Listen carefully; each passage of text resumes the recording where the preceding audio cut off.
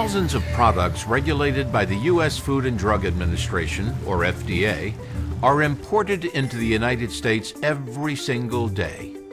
The FDA is responsible for most of the nation's food supply, human and animal drugs, medical devices, and many other products such as biologics, cosmetics, tobacco products, and products that emit radiation. If you want to import a product regulated by the FDA, it's important that you understand the FDA's import process and what importers are required to do. Here's why. Working with your suppliers up front to ensure that your FDA-regulated imports meet all FDA requirements is not only good for business, it's the law. And the FDA works with all parties throughout the supply chain to ensure that imported goods are safe for American consumers. Products must comply with the FDA's requirements. If they don't, they may be refused entry. There are 5 major phases to the FDA's import process. 1. Preparing to import. 2. Entry submission. 3. Entry review. 4. Examination and sampling. And 5. Compliance review. If at any point after entry submission, the FDA determines that your products do not need further review or examination, they'll be released. Otherwise, the agency will continue to review until a final admissibility decision can be made. Let's look at these 5 import phases in more detail. Phase 1. Preparing to import. This first phase starts with the importer who holds legal responsibility for the products they intend to import into the United States. Well-prepared importers will ensure ahead of time that the products in their shipments comply with the FDA's laws and regulations. They'll also need to gather information about the products in the shipment. This includes information about the manufacturer and related firms, the product, and any applicable FDA requirements, such as registration, listing, and clearance or approval information, based on the product and intended use. For more information on this process, refer to the website on your screen. Phase 2. Entry submission. Information about products arriving by ship, truck, rail, or airplane at one of the many U.S. ports of entry must be submitted or declared to U.S. Customs and Border Protection, more simply known as Customs. For FDA-regulated products, Customs forwards the information to the FDA for a product-specific admissibility review.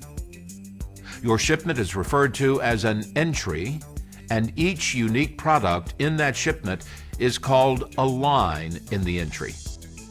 You will need to submit or file specific data elements for each product line, which will be reviewed by the FDA. Some importers prefer to hire a customs broker to file their entries. Brokers are individuals licensed by Customs to act on behalf of importers. Your broker will file your entry electronically in a portal called the Automated Commercial Environment, or ACE. ACE allows brokers to send and receive information to Customs and other agencies like the FDA in real time. Customs conducts the initial review of your entry to assess compliance with Customs laws and collects duties, tariffs, and fees depending on the product and its country of origin.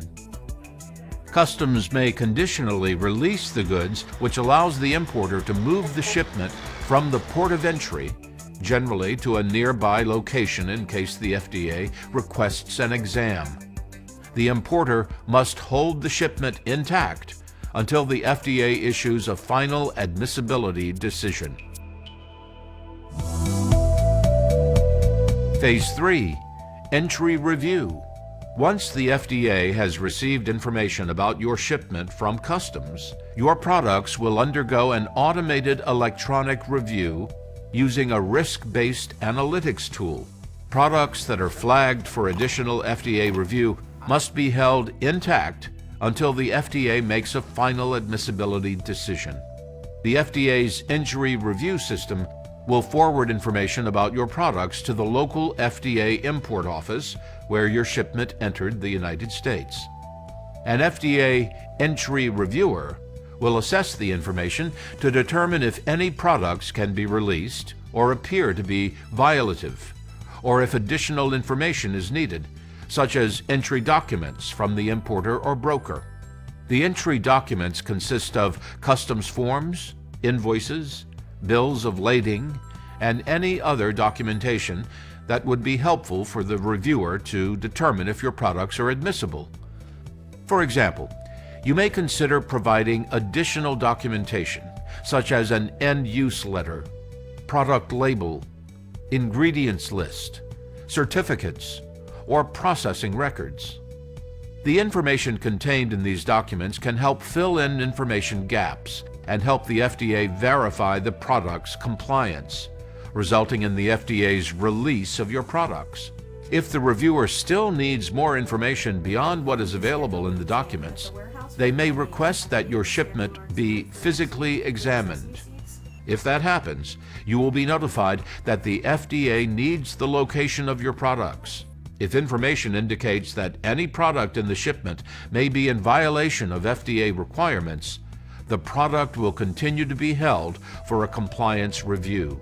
Importers and brokers can monitor real-time status of the shipment, submit entry documents and locations for exam, and receive notices of FDA action via an online portal called the Import Trade Auxiliary Communication System, or ITACS for short. A link to the portal can be found at itacs.fda.gov.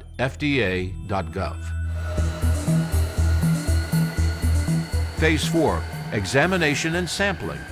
If the FDA requests to examine your products, it's your responsibility to notify the local FDA office when your products are available for examination. Once you provide the location, the FDA will arrange to examine the products. During the exam, the investigator will physically examine the products and may collect one or more samples to be tested at an FDA laboratory.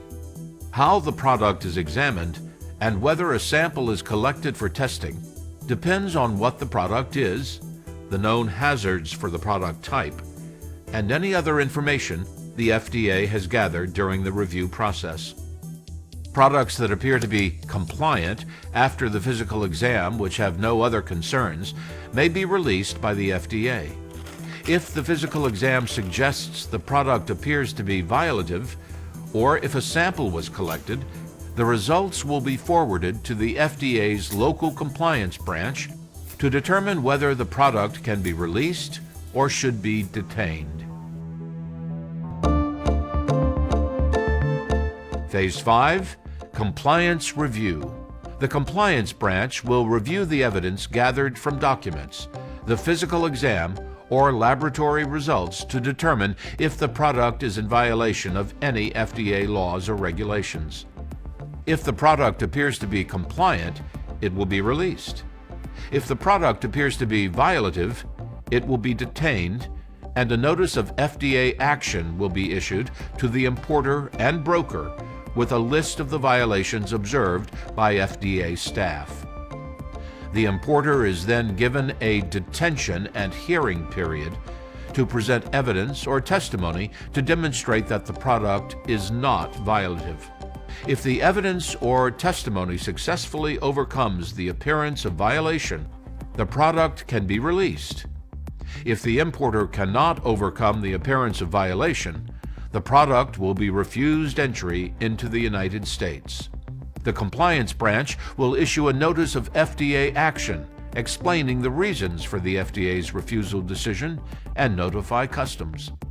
The importer will then apply to either export the refused product or have it destroyed, a process that must be completed within 90 days after the date of refusal. As you've learned, there are 5 potential phases of the import process. Importers who are in full compliance with the FDA's requirements are unlikely to go through phases 4 or 5. To learn more about the FDA import process and product-specific requirements, consult the FDA's website. Remember, you can find the real-time status of an active shipment, submit entry documents and locations for exam, and retrieve notices of FDA action via the ITAC system at the website on your screen. We look forward to working with you and bringing safe and secure products to the American people.